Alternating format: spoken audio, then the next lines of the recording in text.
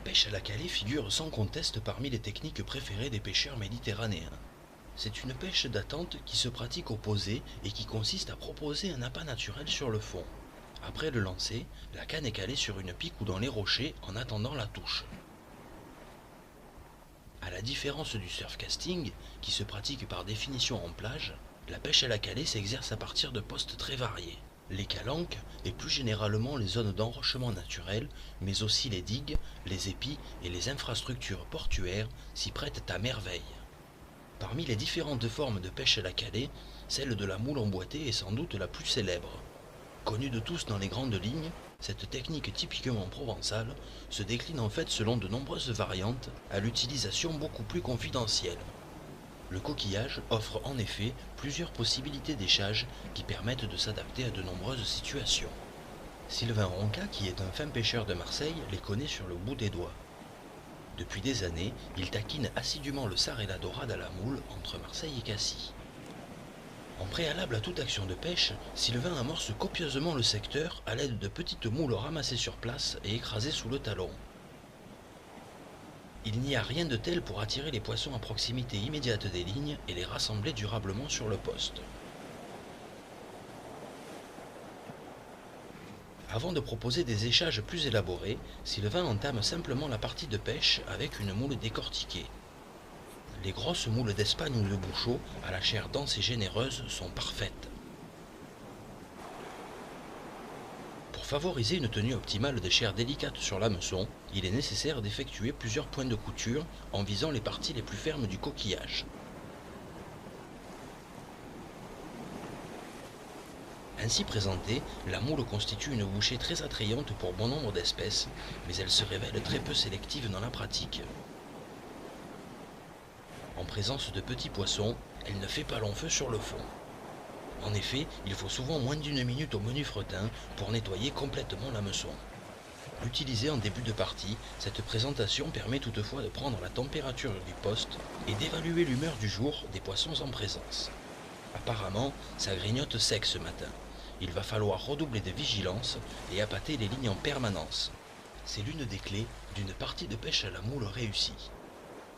Pour multiplier les chances de toucher du poisson et varier les échages, Sylvain va pêcher avec 2 cannes. Vu la rapidité avec laquelle la première moule s'est faite subsiliser, il va falloir protéger les appâts et surveiller attentivement le sion des cannes. Sylvain tricote à nouveau une belle bouchée de chair décortiquée, mais plus question à présent de l'expédier à l'eau sans protection.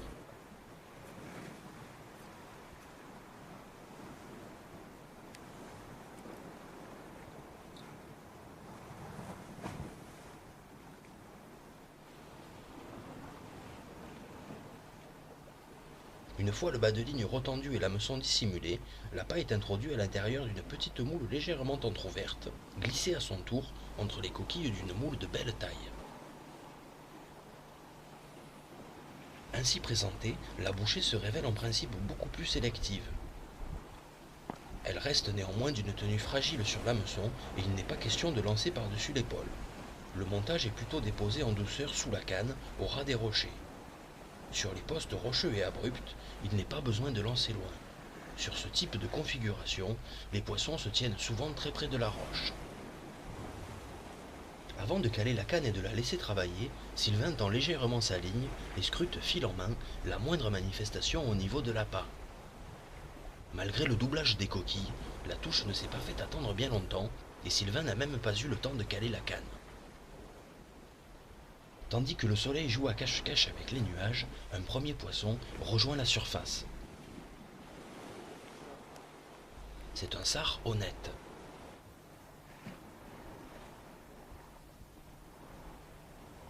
Facilement reconnaissable grâce à la bague noire qui lui orne la queue, le sard fait partie des poissons les plus recherchés en bordure de la Méditerranée. Moins méfiant en règle générale que sa célèbre cousine, la dorade royale, il n'est cependant pas toujours facile à décider. C'est le cas notamment par beau temps, lorsque la mer est calme et que les eaux sont claires. Dans ces conditions, la moule est souvent le seul appât qui fonctionne, poussant notre sparidé à mordre de façon irrésistible. La pêche à la moule, comme la pratique Sylvain, est à mettre en œuvre sur les postes rocheux à la bonne profondeur immédiate. Les secteurs qui présentent des parois rocheuses tapissées de moules sont bien sûr à privilégier. Tant qu'à faire, il vaut mieux proposer au bout de ces lignes ce que le poisson est venu chercher sur le poste. Les zones d'enrochement naturel, mais aussi les digues, les épis ou encore les infrastructures portuaires s'y prêtent à merveille. Avant de recommencer la pêche, Sylvain procède à une nouvelle salve d'amorçage. Les effluves qui s'échappent des coquillages brisés rassemblent sur le poste de nombreux poissons, en créant une effervescence propice au rapprochement de plus belles pièces, attirées à coup sûr par ce remue-ménage alimentaire.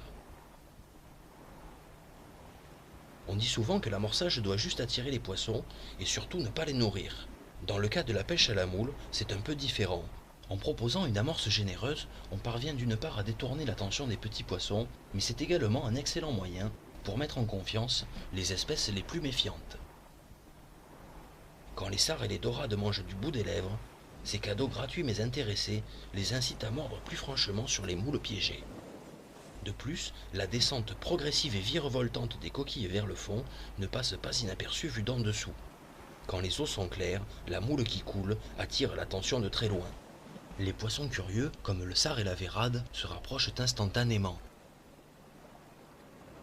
Cette fois-ci, Sylvain propose une moule entrouverte. C'est un échage plus difficile à réaliser que les précédents. Une fois la moule entrouverte, l'hameçon est glissé sous le nerf noir de la coquille et l'on revient le piquer ensuite dans les parties les plus charnues du coquillage.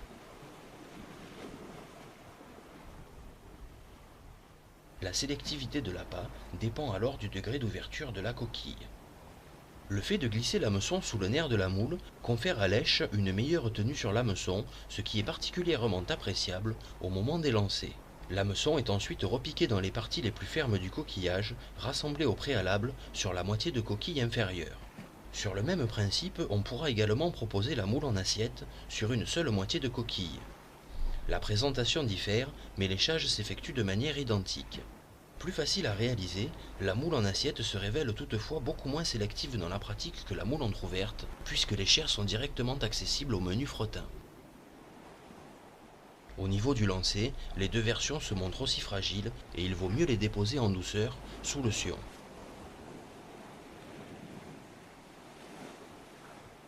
Pas de petites secousses parasites, c'est plutôt bon signe. Après avoir calé la première canne, Sylvain appâte rapidement la deuxième. Il opte à nouveau pour une moule entrouverte. Cette technique provençale se révèle d'une formidable efficacité sur les sparidés, en particulier les jours sans vent. De jour et par beau temps, nos adversaires préférés se montrent souvent chipoteurs au possible et les sions de nos cannes désespérément immobiles.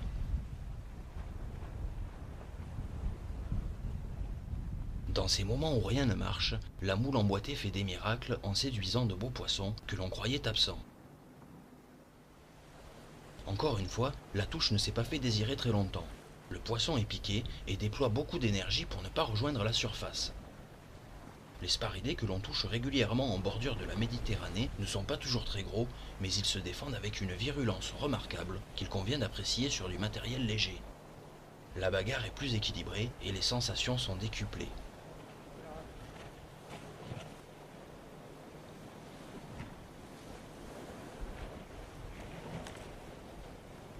Cette fois-ci, c'est une jolie vérade qui n'a pas su résister aux effluves de la moule entrouverte.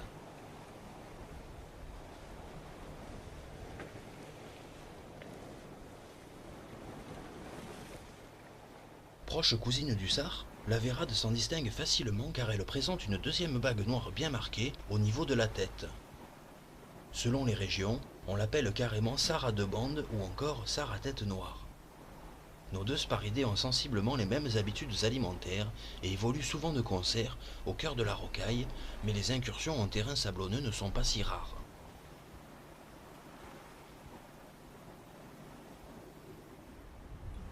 Sans perdre de temps, Sylvain réalise un nouvel échage, encore une moule entrouverte, et l'expédie rapidement sur le fond.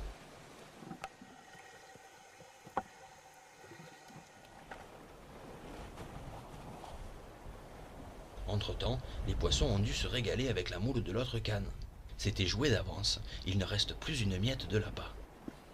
Je vais me faire une autre.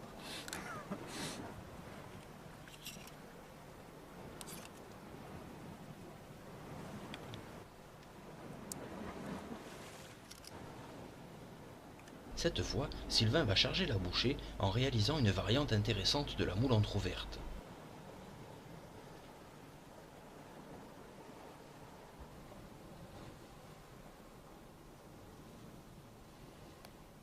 Une fois l'hameçon glissé entre le nerf et la coquille, il tricote sur le bas de ligne la chair d'une seconde moule décortiquée au préalable.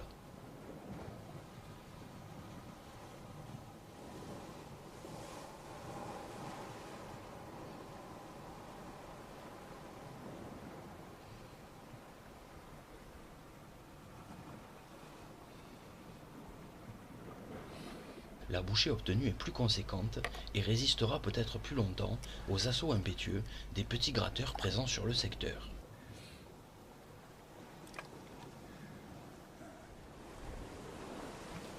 Bien pensé. Après avoir enregistré quelques pitées discrètes, l'appât est engamé goulûment. Ferrage immédiat.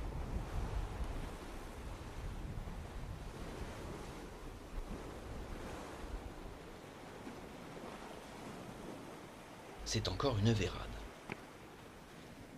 Petite avérade. Ce matin-là, nous ne vîmes pas de royal. C'était peut-être un peu trop tôt dans la saison. Il est possible également que Sylvain ne nous ait pas menés sur son meilleur coin, ce qui se comprend facilement. Les pêcheurs de dorade heureux entendent bien le rester et ne partagent pas forcément tous leurs secrets. Pour trouver de bons spots à poissons, on n'est jamais mieux servi que par soi-même. Pour cela, rien de tel qu'une petite incursion sous la surface.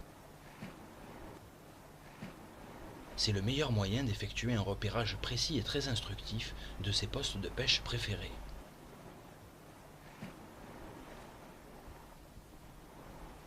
En plus d'être rafraîchissante au beau jour, la balade aquatique est riche en enseignements.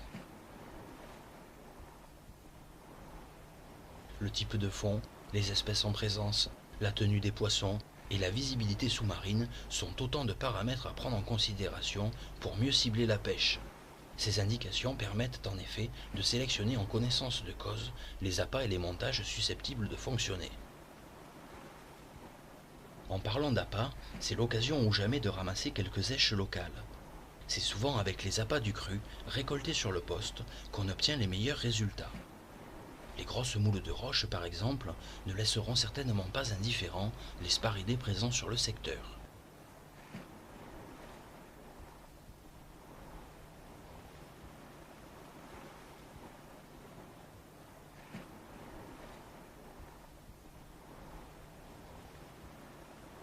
C'est également le cas du piadon. Ce petit crustacé, squatteur de coquilles vides, fait partie des appâts les plus appréciés des pêcheurs sudistes et il est possible sur certains postes d'en récolter en bonne quantité. Au même titre que la moule, le Bernard l'ermite des sudistes se révèle d'une attractivité exceptionnelle sur les beaux poissons. Pour les dorades, les sards, les vérades et les marbrés, c'est un mets de choix irrésistible.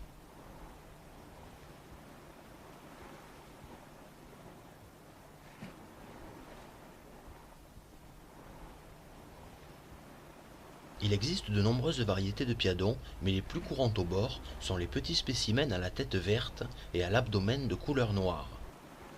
Plus résistantes que les piados rouges ramenés à terre dans les filets des petits métiers, ces petits piadons se conservent à merveille au sec dans le réfrigérateur.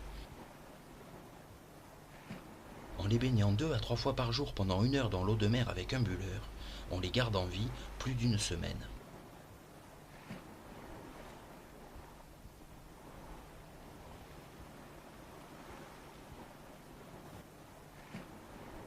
Avant d'écher le crustacé sur l'hameçon, il faut d'abord l'extraire en douceur de la coquille qui l'abrite. On pourra la briser avec une pierre ou mieux encore avec un petit marteau pour un travail plus précis. Dans tous les cas, il faut s'efforcer de ne pas broyer le fragile animal en même temps que la coquille. Comme la moule, c'est un appât très fragile et délicat à piquer sur l'hameçon. L'intégrité du crustacé est primordiale pour réussir un bel échage, en particulier lorsqu'on désire proposer un seul piadon sur l'hameçon. Le Bernard l'ermite offre de multiples possibilités de présentation. Pour le proposer en solo, on pourra le piquer dans les deux sens.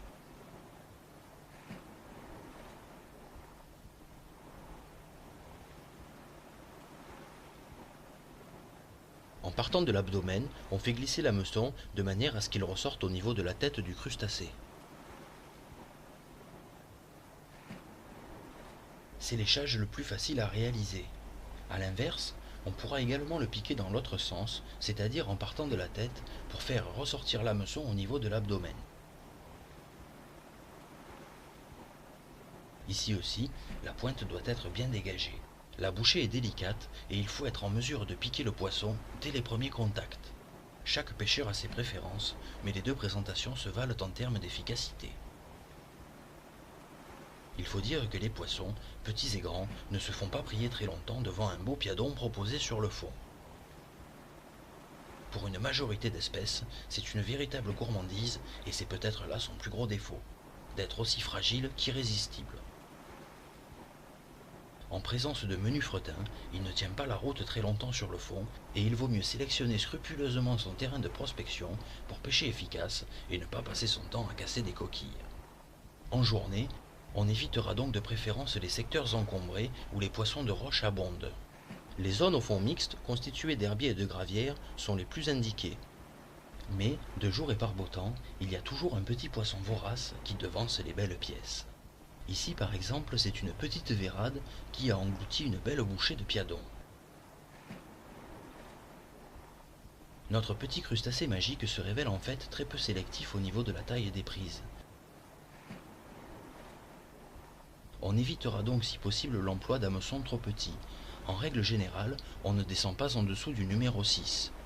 Les petits sparidés n'avalent donc pas la bouchée et sont piqués le plus souvent au coin des lèvres. On peut donc les décrocher proprement et les relâcher dans les meilleures conditions. Pour échapper au fretin, une stratégie efficace consiste à viser les taches de sable pour isoler au maximum la piade. Mais, ici aussi, les touches parasites ne manquent pas, en particulier par beau temps et par mer belle. Petits sparidés, poissons de roche, poissons plats, tous raffolent du crustacé. En présence de touches indésirables trop nombreuses, il vaut mieux réserver la piade pour pêcher en nocturne.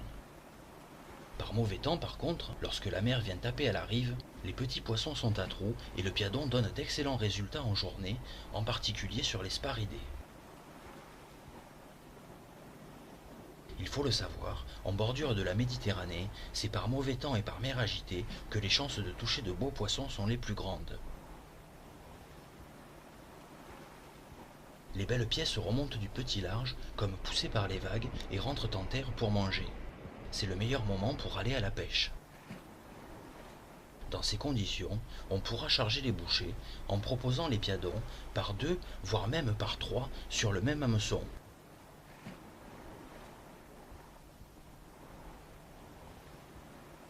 En tandem ou en triplette, les piades encaissent beaucoup mieux les lancers et pêchent plus longtemps sur le fond.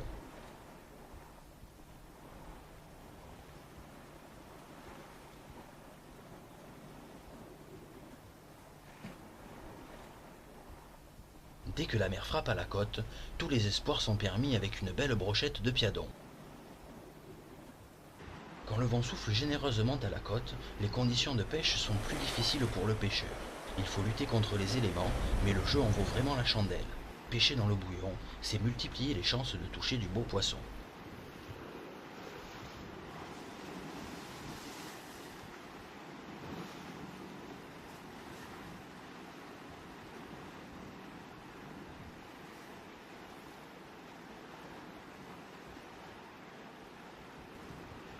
Concernant les vents, on dit souvent que certains sont meilleurs que d'autres, mais c'est très variable selon les secteurs. Dans la pratique, c'est l'orientation de la côte qui détermine l'influence des bourrasques sur la pêche.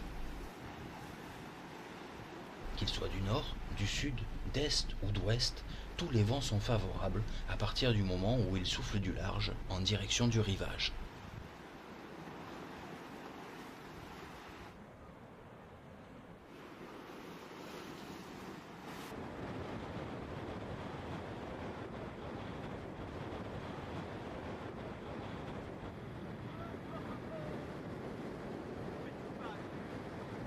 Les petits pagres succombent aussi très souvent au piadon.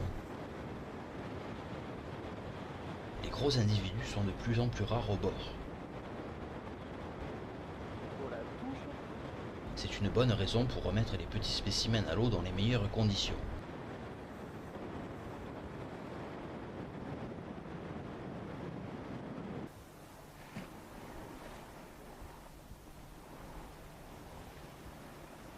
Sur les secteurs au fond mixte, les marbrés figurent également parmi les poissons qui se laissent piéger très volontiers par un piadon bien présenté. Ce joli sparidé, à la ligne élancée et à la robe zébrée, fréquente assidûment les zones sableuses au beau jour. Fouisseur de sable, le marbré n'en dédaigne pas moins s'aventurer en terrain mixte. On pourra l'observer par exemple sur fond de gravières rocailleuses parsemées d'herbiers, où il évolue en compagnie de sarres, de vérades ou encore de dorades. Sur ce type de poste, le marbré se montre très réceptif vis-à-vis du piadon.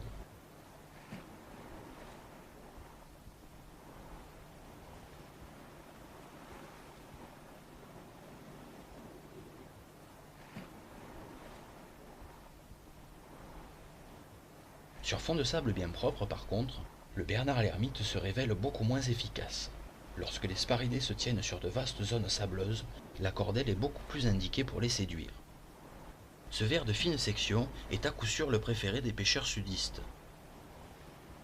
C'est un ver du cru qui se récolte en fouissant le sable sous les pierres le long des épis. À la belle saison, tous les bons détaillants en proposent à la douzaine. À l'image du piadon ou de la moule, la cordelle est irrésistible et attire les poissons comme un aimant. Dans la région de Sète, on l'appelle carrément le ver miracle. Comme la plupart des vers, qu'ils soient du cru ou d'importation, la cordelle se montre assez peu sélective et les petits poissons la déchiquettent très vite. C'est aussi un appât très fragile, à manipuler avec précaution. Pour la piquer sur l'aiguille sans la voir se briser, il vaut mieux l'enfiler à la verticale en procédant en douceur et par étapes.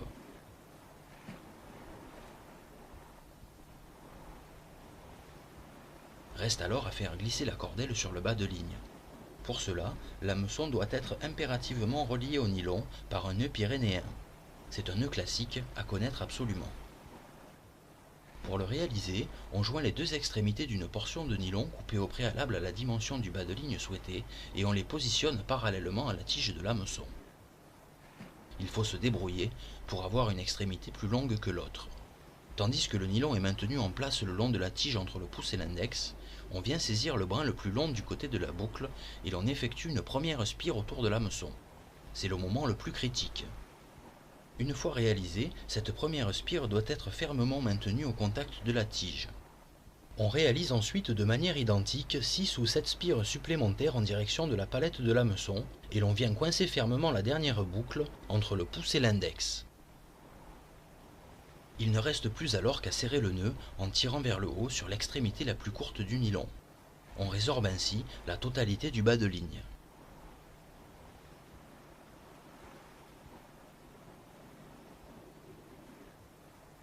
Avant de le serrer définitivement, on prendra soin de situer le nœud de manière à ce que le brin de nylon se trouve positionné au-dessus de la palette de l'hameçon.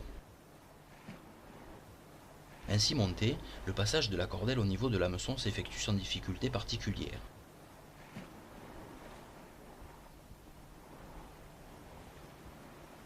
Présentée de la sorte, elle encaisse convenablement les lancers, mais il vaut mieux expédier les montages en douceur pour préserver au maximum l'intégrité de l'appât.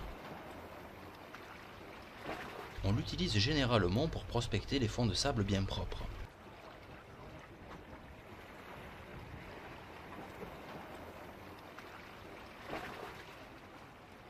Pour traquer les marbrés et les dorades qui rentrent sur les plages à la nuit tombée, c'est l'appât qui fonctionne le mieux.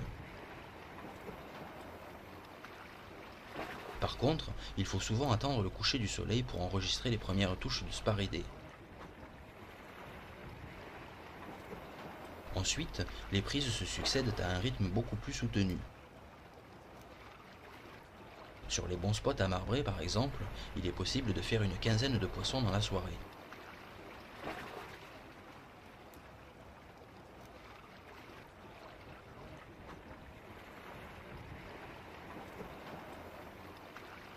Dans ces conditions, il est raisonnable de ne pas tout garder et de remettre quelques poissons à l'eau. paraît même que cela porte chance.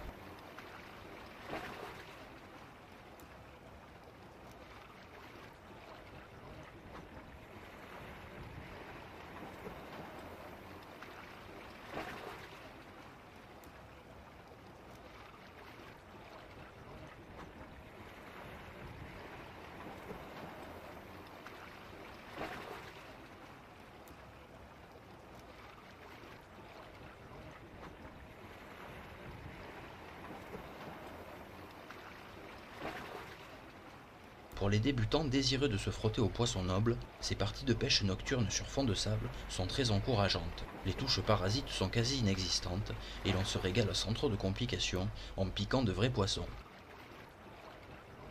De jour et par beau temps, par contre, il vaut mieux éviter de proposer des vers en secteur rocheux, voire même sur les zones au fond mixte. La petite roche et les pataclés n'en feraient qu'une bouchée. De jour, c'est plutôt à la faveur d'un bon coup de vent qui éloigne le menu fretin de nos appâts fragiles qu'elle donnera les meilleurs résultats. C'est également valable pour le mouron et le ver américain. Par beau temps, ils nourrissent les petits poissons, mais sous les vagues, ils permettent parfois de faire la différence. Au rayon des vers marins, fragiles de consistance pour la plupart, il existe néanmoins une exception. Il s'agit du bibi, dont les plus gros spécimens se montrent particulièrement sélectifs et appréciés des beaux poissons. Malheureusement, les bibis de belle taille se font de plus en plus rares. C'est un ver délicat à manipuler, mais qui se révèle très résistant, sous réserve d'avoir été enfilé correctement. Pour cela, il faut viser avec l'aiguille le petit orifice situé juste au-dessus de la tête.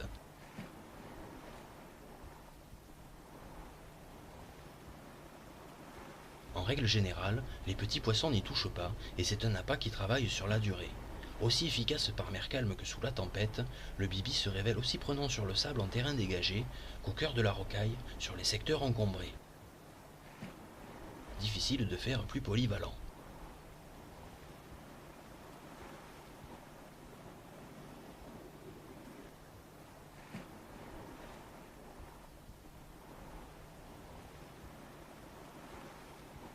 Ainsi piqué, le bibi se vide beaucoup moins que s'il avait été enfilé de part en part, mais il reste aussi vivant après léchage.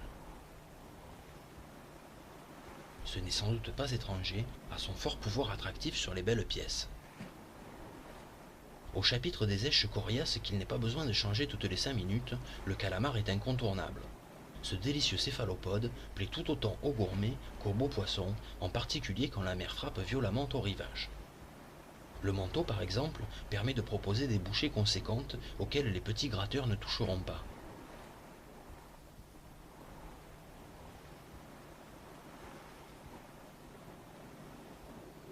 Pour améliorer le pouvoir attractif de l'appât sur les poissons, une excellente astuce consiste à attendrir les chairs avant de les piquer sur l'hameçon.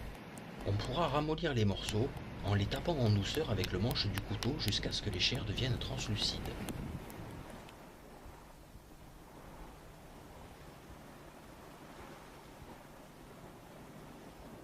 Les lanières sont en règle générale tricotées à plusieurs reprises avec le bas de ligne, mais on peut aussi les locher à l'aide d'une aiguille.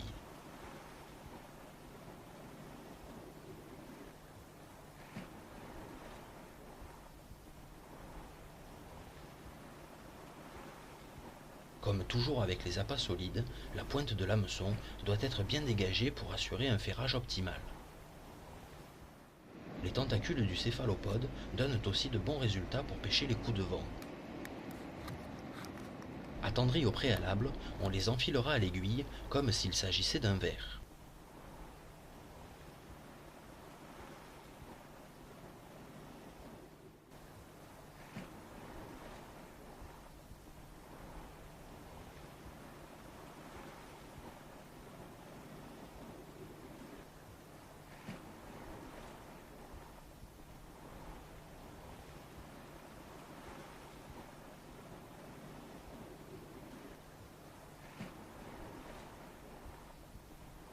Impossible de conclure ce tour d'horizon des appâts qui prennent du poisson en Méditerranée sans évoquer la sardine et la favouille. La sardine possède un fort pouvoir attractif sur une majorité d'espèces, mais ce n'est pas toujours un avantage car sa chair est fragile et elle suscite bien des convoitises. Comme la moule, la cordelle ou le piadon, c'est un appât auquel peu de poissons résistent et qui n'est pas de consistance très solide. On pourra la présenter en entier ou encore coupée de moitié pour tenter les loups et les grosses paridés. Une aiguille à locher permet d'enfiler très facilement la bouchée sur l'hameçon.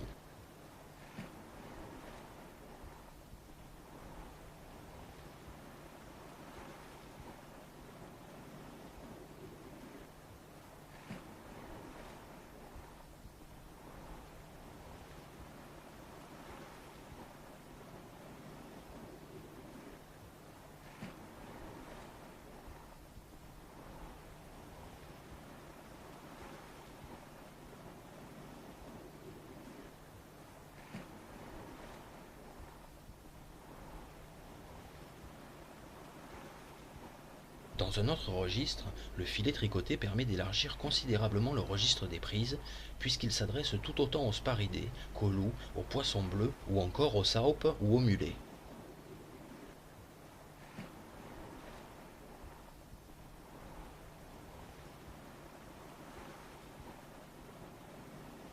Pour raffermir ces filets fragiles, on pourra les durcir au préalable dans le gros sel.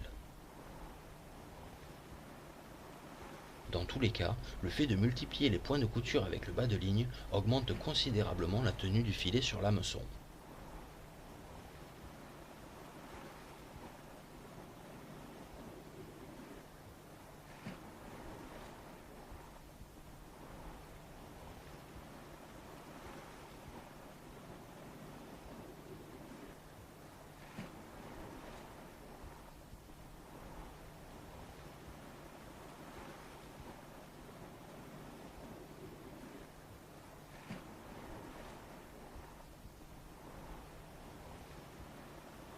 Le crabe de roche, que les sudistes appellent favouille, fait également partie des appâts qui fonctionnent à merveille pour pêcher à la calée.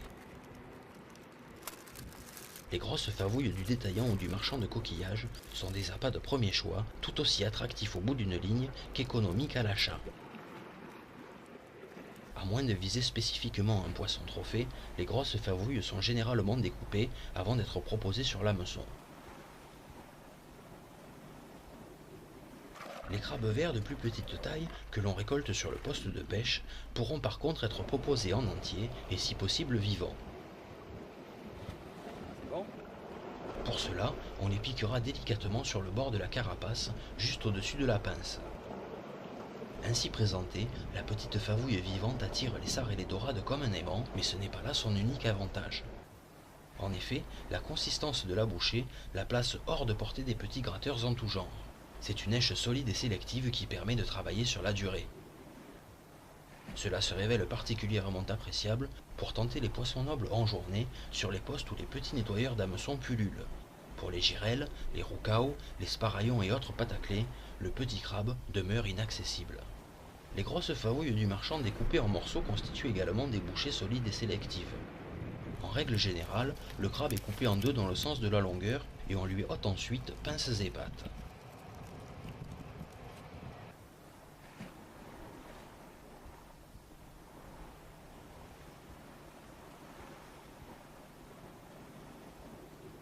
Il ne reste plus qu'à extraire le corps du crustacé de sa carapace. L'hameçon est alors introduit au niveau d'un orifice à la base des pattes.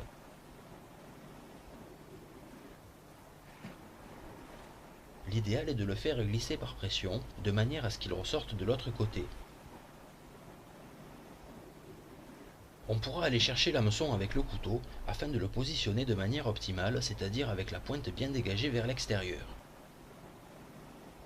Ainsi présenté, notre morceau de crabe demeure hors de portée des petits poissons, mais dégage dans le même temps des effluves irrésistibles qui ne laissent jamais les beaux sparidés indifférents.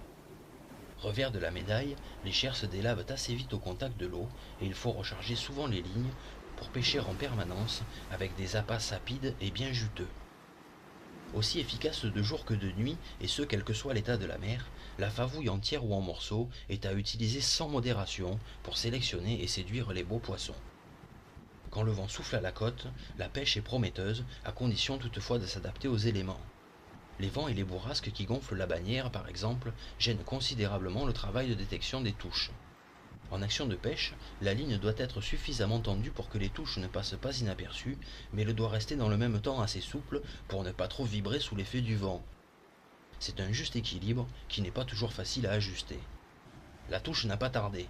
Au style de défense, c'est à coup sûr une petite dorade.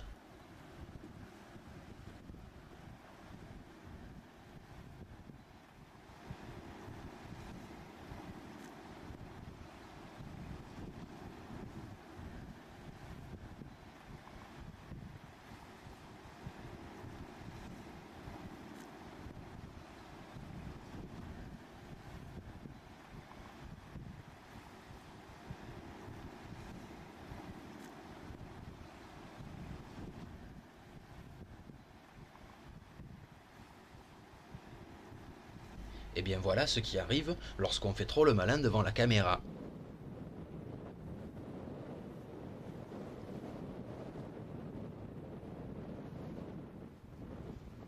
Souvent piquées superficiellement sur le bord des lèvres, les royales sont à mettre au sec tout en douceur.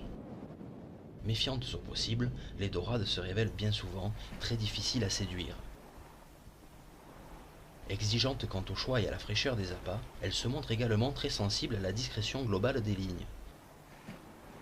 À la moindre tension suspecte au niveau de l'appât, la belle tourne les nageoires et s'en va. C'est valable pour les autres sparidés qui se montrent souvent d'une suspicion maladive vis-à-vis des appâts qu'on leur propose. C'est d'ailleurs précisément là que réside toute la difficulté de leur pêche. Ils mangent par étapes tout en déplaçant la bouchée, ce qui leur permet de remarquer très vite un comportement anormal au niveau de lèche. La discrétion et la sensibilité du montage jouent ici un rôle déterminant. Pour faire évoluer ces appâts le plus naturellement possible, les montages coulissants sont vivement recommandés. Avec le frein desserré et le fil détendu, la ligne coulisse librement à l'intérieur du plomb sous les tirées du poisson. Indémodable chez les pêcheurs sudistes, le montage à l'olive est aussi simple qu'efficace. Pour le réaliser, on enfile l'olive sur le corps de ligne, suivi de quelques perles qui vont protéger le nœud et limiter les emmêlements pendant les lancers. Il ne reste plus alors qu'à relier le nylon du corps de ligne à l'émerillon agrafe par un nœud de pendu ou de cuillère. La taille et le diamètre des bas de ligne varient de 80 cm à 2 mètres en nylon de 18 à 30 centièmes selon l'état de la mer, l'encombrement du poste et l'humeur des poissons. Pour faire face à toutes les situations, il est bon d'avoir en permanence sous la main plusieurs bobines de diamètres différents. La taille des hameçons varie généralement du numéro 6 au 1,0 et leur forme dépend du type d'appât choisi. Les octopus renversés à pointe rentrante sont de loin les plus utilisés sur les rivages de la Méditerranée. Dans la pratique, le montage à l'olive se révèle très polyvalent.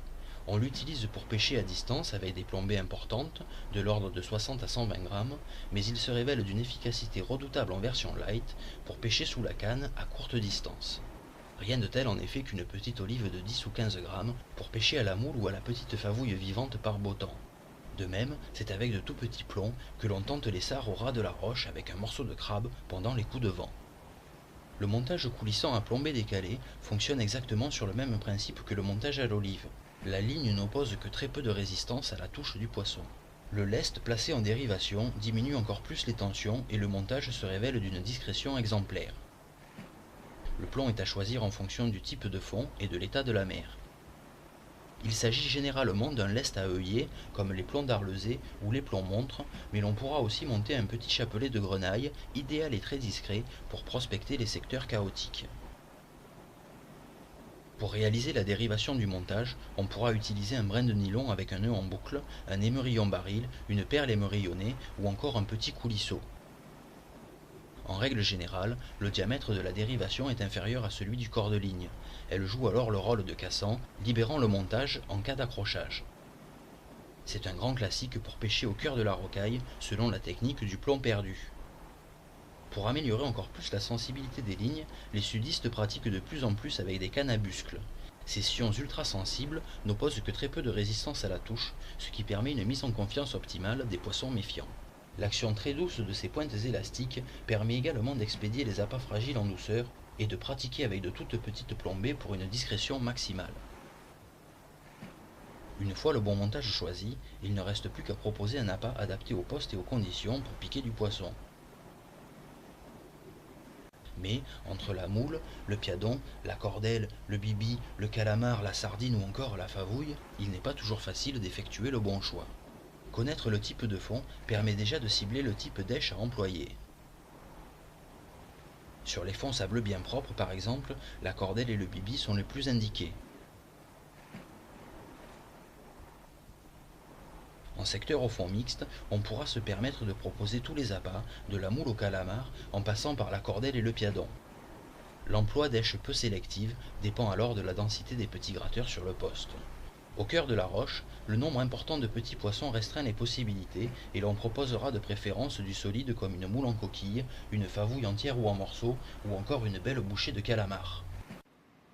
Le temps et l'état de la mer sont également à prendre en considération pour déterminer à coup sûr l'appât du jour.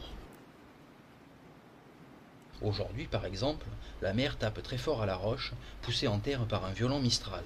C'est un bon moment pour proposer un joli morceau de favouille au bout de sa ligne.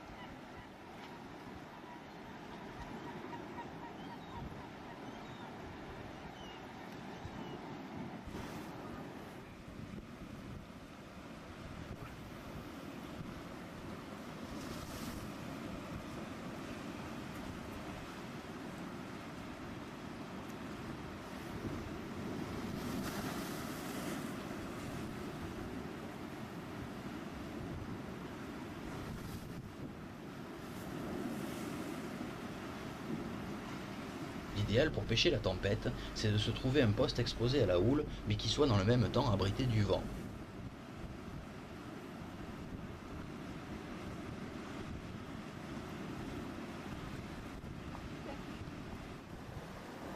Sous les bourrasques, le travail de détection des touches se révèle pour le moins délicat, et c'est pour cela qu'il vaut mieux privilégier les appâts solides.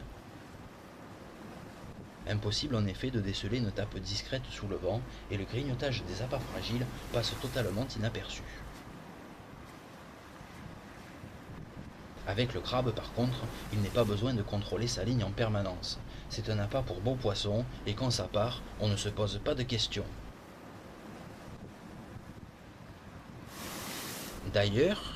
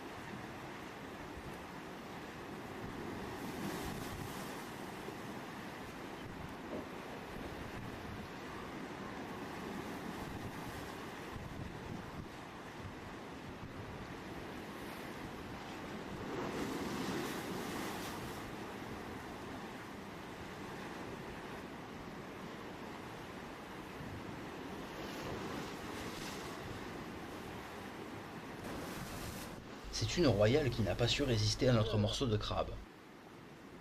Piquée sur le bord des lèvres, elle s'est battue avec une virulence remarquable. Une jolie bagarre comme vous en vivrez souvent, puisque vous savez tout désormais de ces petits secrets qui prennent du poisson sur les rivages de la Méditerranée. À présent, c'est à vous de jouer.